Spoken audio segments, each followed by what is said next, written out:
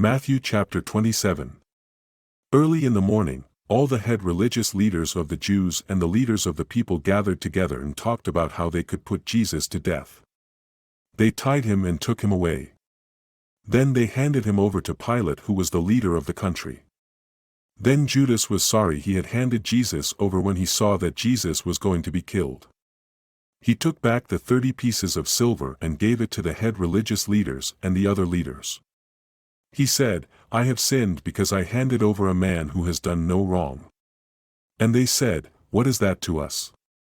That is your own doing." He threw the money down in the house of God and went outside. Then he went away and killed himself by hanging from a rope. The head religious leaders took the money. They said, "It is against the law to put this money in the house of God. This money has bought blood." They talked about what to do with the money. Then they decided to buy land to bury strangers in. Because of this, that land is called the Field of Blood to this day. It happened as the early preacher Jeremiah said it would happen. He said, "And they took the 30 pieces of silver, which was the price the Jews said they would pay for him. And they bought land to bury strangers in, as the Lord told me." Then Jesus stood in front of the leader of the country. The leader asked Jesus, "Are you the king of the Jews?" Jesus said to him, "What you say is true." When the head religious leaders and the other leaders spoke against him, he said nothing. Then Pilate said to him, "Do you not hear all these things they are saying against you?" Jesus did not say a word. The leader was much surprised and wondered about it. At the special supper each year, the leader of the country would always let one person who was in prison go free. It would be the one the people wanted. They had a man who was known by all the people whose name was Barabbas. When they were gathered together, Pilate said to them, "Whom do you want me to let go free? Should it be Barabbas or Jesus, who is called Christ?" For the leader of the country knew the religious leaders had given Jesus over to him because they were jealous. While Pilate was sitting in the place where he judges, his wife sent him this word, "Have nothing to do with that good man. I have been troubled today in a dream about him." The head religious leaders and the other leaders talked the many people into asking for Barabbas to go free and for Jesus to be put to death. The leader of the country said to them, "Which one of the two do you want me to let go free?" They said, "Barabbas." Pilate said to them, "Then what am I to do with Jesus, who is called Christ?" They all said to him, "Nail him to a cross." Then Pilate said, "Why, what bad thing has he done?" But they cried out all the more, "Nail him to a cross." Pilate saw that he could do nothing. The people were making loud calls and there was much pushing around. He took water and washed his hands in front of the many people. He said, "I am not guilty of the blood of this good man. This is your own doing." Then all the people said, "Let his blood be on us and on our children." Pilate let Barabbas go free, but he had men whip Jesus. Then he handed him over to be nailed to a cross. Then the soldiers of Pilate took Jesus into a large room. A big group of soldiers gathered around him.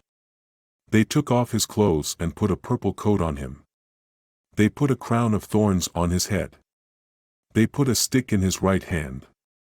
They got on their knees before him and made fun of him. They said, "Hello, King of the Jews." They spit on him. They took a stick and hit him on the head. After they had made fun of him, they took the coat off and put his own clothes on him. Then they led him away to be nailed to a cross.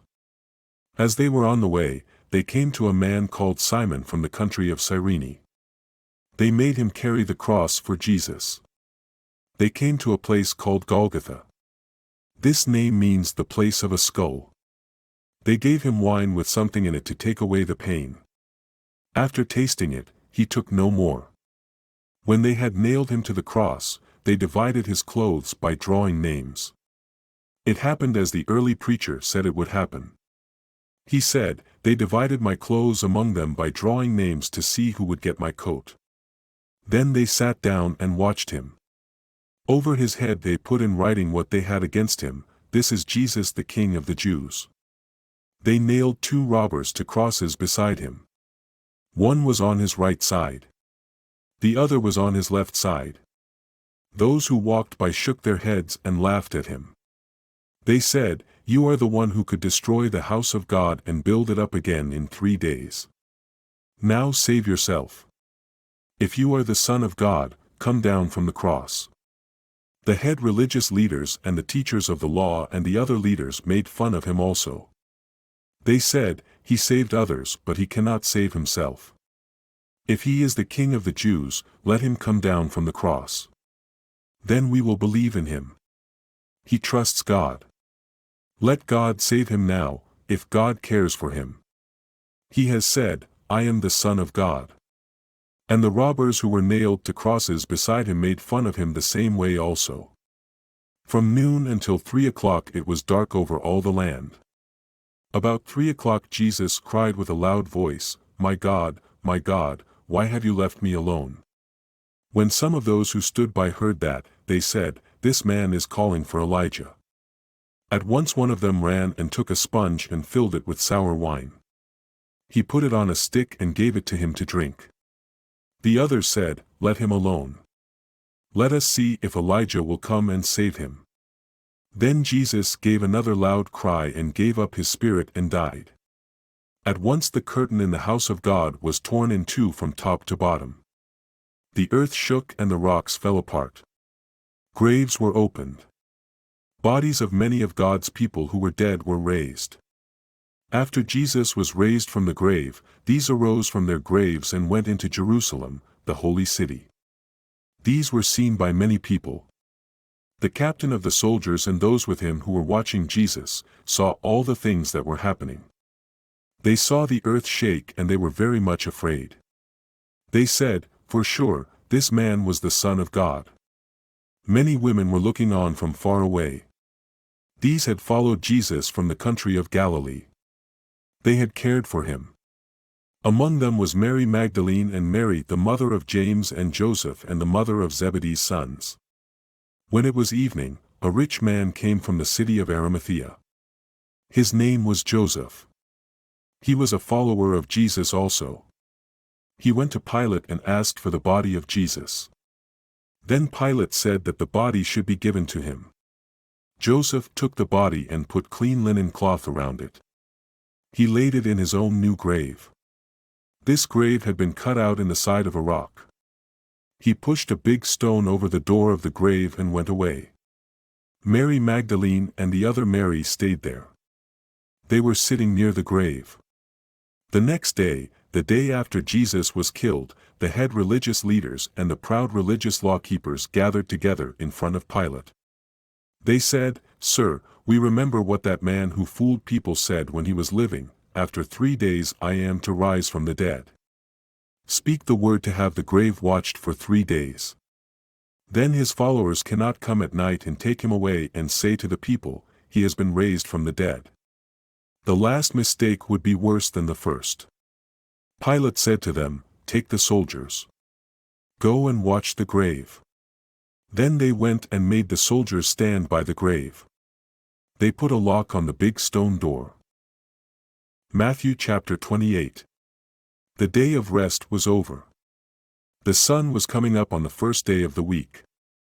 Mary Magdalene and the other Mary came to see the grave. At once the earth shook, and an angel of the Lord came down from heaven. He came and pushed back the stone from the door and sat on it. His face was bright like lightning. His clothes were white as snow. The soldiers were shaking with fear and became as dead men. The angel said to the women, "Do not be afraid. I know you are looking for Jesus who was nailed to the cross. He is not here. He has risen from the dead as he said he would. Come and see the place where the Lord lay. Run fast and tell his followers that he is risen from the dead. He is going before you to the country of Galilee. You will see him there as I have told you." They went away from the grave in a hurry. They were afraid and yet had much joy. They ran to tell the news to his followers. As they went to tell the followers, Jesus met them and said hello to them. They came and held his feet and worshipped him. Then Jesus said to them, "Do not be afraid. Go and tell my followers to go to Galilee. They will see me there." While they were on their way, some of the soldiers who were to watch the grave came into the city. They told the head religious leaders everything that had happened. The soldiers gathered together with the other leaders and talked about what to do. The leaders gave much money to the soldiers. They said, "Tell the people, his followers came at night and took his body while we were sleeping. We will see that you do not get into trouble over this if Pilate hears about it." They took the money and did as they were told. This story was told among the Jews and is still told today. Then the 11 followers went to Galilee. They went to the mountain where Jesus had told them to go. When they saw Jesus, they worshipped him. But some did not believe. Jesus came and said to them, "All power has been given to me in heaven and on earth. Go and make followers of all the nations. Baptize them in the name of the Father and of the Son and of the Holy Spirit. Teach them to do all the things I have told you. And I am with you always, even to the end of the world."